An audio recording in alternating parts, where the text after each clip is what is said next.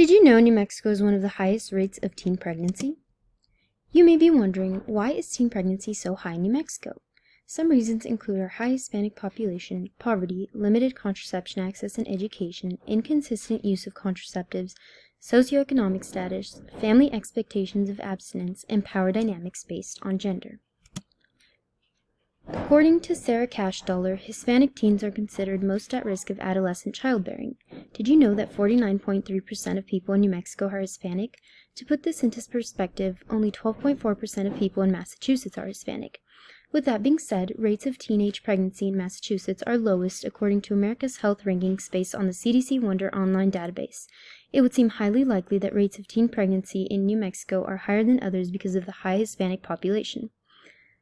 This doesn't mean that there aren't outliers, such as Arkansas. Their Hispanic population is low, but their teen pregnancy rate is pretty high.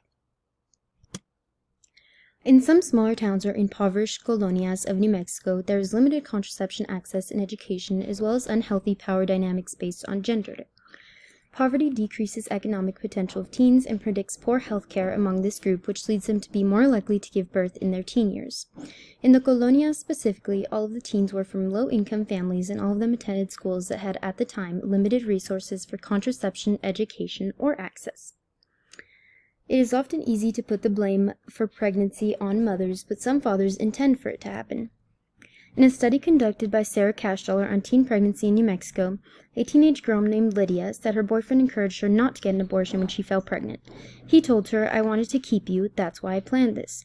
Due to unhealthy gender power dynamics, her boyfriend held a lot more power in the relationship and urged her to keep the child he planned without her knowledge or consent.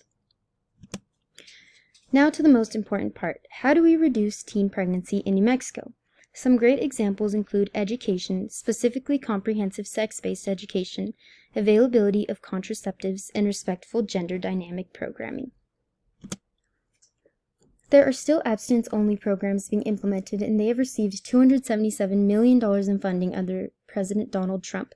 Some programs are related to the delay in initiation of sex, but most teens still eventually reported having sex outside of marriage, which is the opposite of what these are trying to accomplish. They demonstrate little evidence of helping adolescents to delay intercourse, they promote health-endangering stereotypes, and safe sex practices are less likely to be used. For example, condoms, birth control, and other contraceptive methods won't be used because they don't have the education on them. Comprehensive-based sexual education is more effective than abstinence only. It is effective at delaying or reducing sexual activity. It hastens the initiation of sexual relations, but they do increase condom and other contraceptive use.